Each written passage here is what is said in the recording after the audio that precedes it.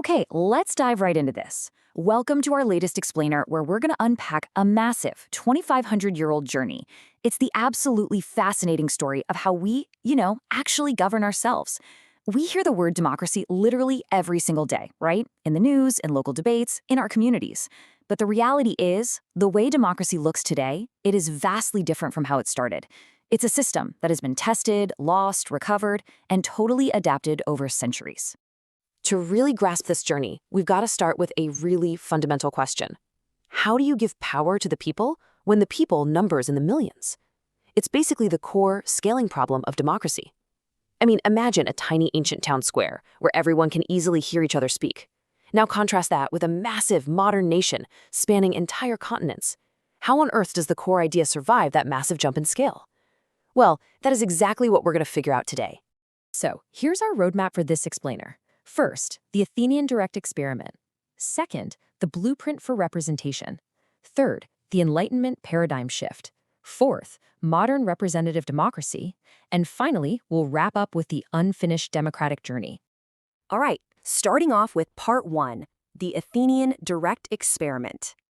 Let's travel way back to ancient Greece around the 6th century BCE to look at the very first major democratic experiment. And it starts with the word itself. Democracy comes from two Greek words, demos, meaning people, and kratos, meaning rule or power. At the time, this was a totally radical invention. For the very first time, ordinary people were actively participating in their own self-government, rather than just being ruled by a monarch or a tiny group of aristocrats. The Athenians actually built this system on three main pillars. There was the Ecclesia, which was the sovereign assembly that wrote the laws and set policy. Then you had the Boulé, a council of 500 representatives. And finally, the Dikasteria, the popular courts. And this brilliantly illustrates their unique approach. Because here is the wildest part. Instead of competitive modern voting like we do today, Athenians largely used lottery draws, a system known as sortition, to select citizens for these roles. Honestly, imagine picking your president or lawmakers the exact same way we pick people for jury duty today. No way, right? But they firmly believed that random selection among peers was the absolute fairest way to govern. But, okay, before we romanticize this ancient system too much, we really have to look at this number. 40,000. Out of a massive overall population, only about 40,000 adult male citizens actually had political rights. This system completely 100% excluded women. It excluded foreigners or non-residents, and it excluded a staggering 150,000 enslaved individuals. So while it definitely was rule by the people, their definition of the people was incredibly narrow by today's standards. So the crucial point is this. Athens was a direct democracy. That means citizens met to directly vote on every single law. But as populations grew and societies expanded across vast territories, it just became physically impossible to get everyone into the same town square. The system simply had to adapt. It had to evolve into a representative democracy, where citizens elect leaders who then make those decisions and laws on their behalf. Moving right along to part two, the blueprint for representation. Let's push the timeline forward to see how this idea mutated so it could actually survive on a larger scale. Modern democracy definitely wasn't built overnight. It wasn't just some single sudden aha moment. It was a slow, sometimes messy accumulation of ideas spanning thousands of years, starting from Athens, moving through the Roman Republic, into the Middle Ages with the Magna Carta, all the way to the democratic revolutions of the 18th century. A major leap happened with the Roman Republic, starting around 509 BCE. Rome didn't use direct democracy. Instead, they really gave democracy its structure. They blended citizen assemblies with an aristocratic senate, and crucially, they introduced the concept of codified public law, like their famous 12 tables. This meant laws were actually written down and transparent, rather than just being the sudden whim of a ruler. This basic structure of representation and written law became a totally vital blueprint for the future. Following the fall of Rome, feudalism took over, but the democratic spark wasn't totally dead. In the Middle Ages, we see the slow, incredibly hard-fought development of checks on absolute power. In 1215, the Magna Carta famously forced limits on the English king's power, establishing that no free person could be punished except by the law. By 1265, we see the very first elected English parliament, and by 1689, the English Bill of Rights guaranteed free parliamentary elections. Slowly but surely, nobles and commoners were basically forcing monarchs to accept strict legal boundaries. Which brings us to part three.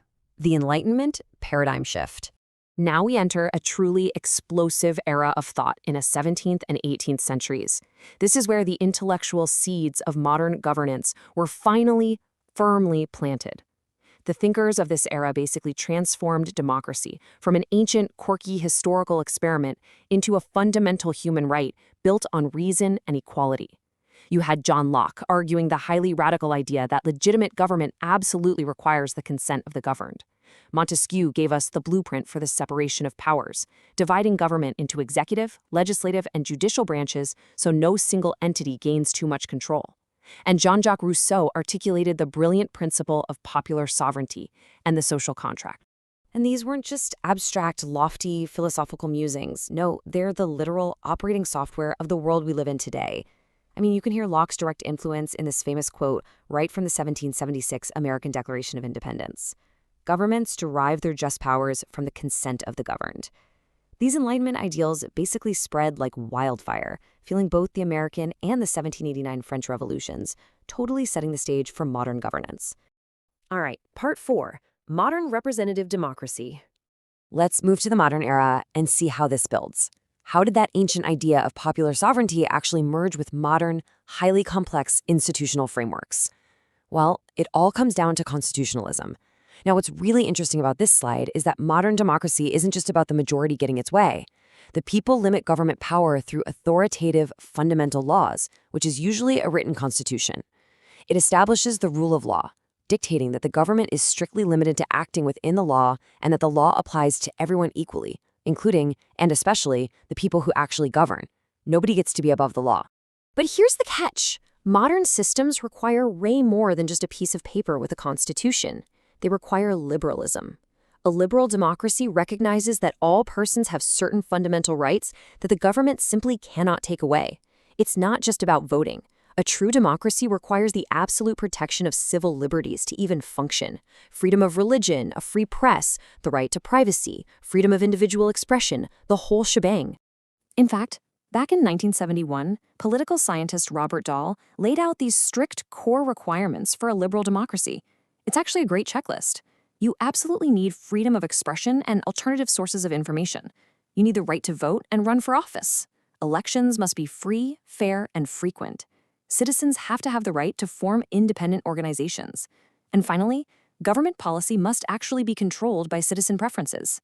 Rapid fire, I know, but this specific list is what separates a true liberal democracy from a regime that's just holding elections for show.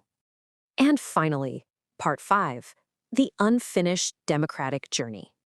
The reality of global governance today is fairly stark, and honestly, the system is much more fragile than we might like to think. Data from Freedom House paints a sobering picture here. Despite all the historical progress we've been talking about, today, 38% of the global population still lives under authoritarian regimes. Furthermore, the data indicates that democracy as a global standard has literally been in decline for 17 consecutive years. We're seeing a significant rise in hybrid regimes that kind of blend democratic and autocratic features. Our sources point to a really specific phenomenon known as democratic backsliding. You see, it's rarely a sudden military coup anymore. Actually, scratch that. It's more like a very gradual erosion. The warning signs include the slow dismantling of those checks and balances we talked about, subtle manipulation of electoral systems to heavily favor incumbents, the curbing of media freedom, and a steady concentration of power right into the executive branch. These pseudo-democracies maintain the visual facade of an election while systematically dismantling the internal freedoms required to make that election actually meaningful. So we've seen how the idea of Demos Kratos evolved from a small town square in Athens to these massive, complex, globe-spanning constitutional systems. But as we look at today's challenges of backsliding, disinformation, and just the sheer scale of modern society, I want to leave you with this provocative thought straight from our source material. Does modern representative democracy still fulfill the promise of rule by the people? Or has the distance between citizens and their representatives grown just a little too wide in our ongoing, unfinished democratic experiment? Something to think about. Thank you so much for joining me on this explainer, and I'll catch you in the next one.